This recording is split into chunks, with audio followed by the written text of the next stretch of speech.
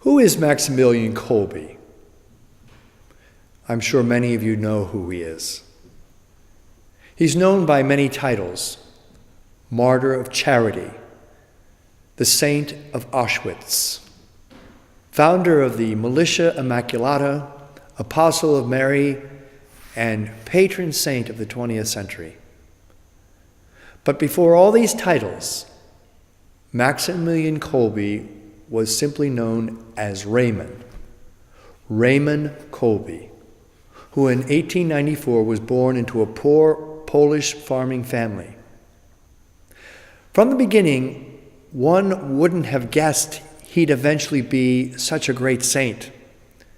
In fact, as is often the case with saints, one day his mother was so frustrated with his behavior that she yelled at him in exasperation, "Raymond, what will become of you?"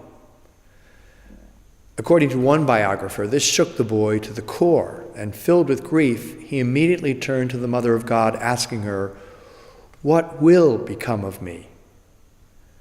Then he went to church and he repeated his question. The future saint recounted what happened next. Then the Virgin Mother appeared to me holding in her hands 2 crowns, one white and one red.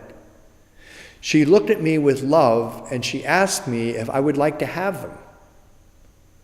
The white one meant that I would remain pure, and the red one meant that I would be a martyr.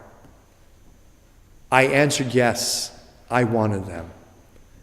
Then the Virgin looked at me tenderly and disappeared.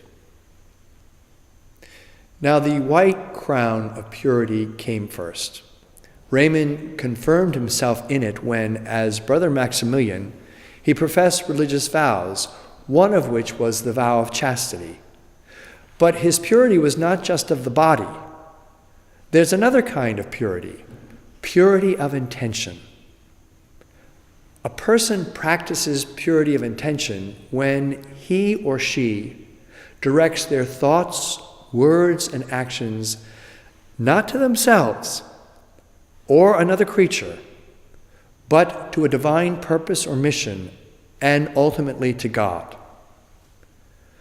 Perhaps because of his natural intensity and passion, Maximilian Kolbe felt a particularly strong desire to give himself to a specific mission or goal. One of his classmates in the seminary relates, he often said that he desired to consecrate his entire life to a great idea. Kolbe's great idea eventually crystallized into what he called the Militia Immaculata, which he started in 1917 with 6 of his fellow seminarians. The MI, or Militia Immaculata as they called it, truly was a great idea, at least in the sense of its ambition. Its goal was nothing less than to bring the whole world to God through Christ under the leadership of Mary Immaculate, and to do so as quickly as possible.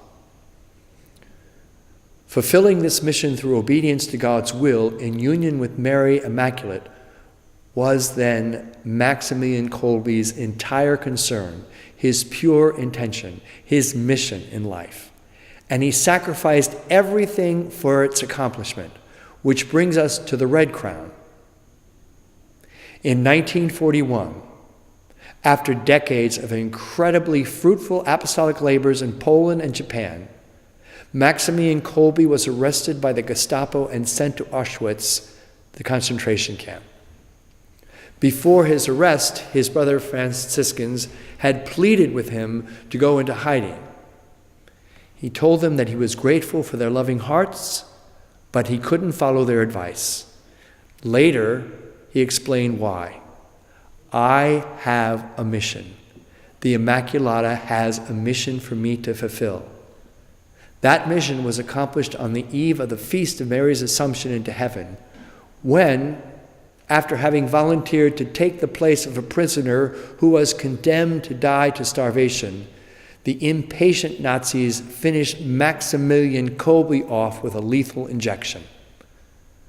Thus, Saint Maximilian died a martyr of charity and received his second crown from his Immaculata. My prayer today. Come, Holy Spirit. Make us pure in body and spirit, and help us to die to ourselves.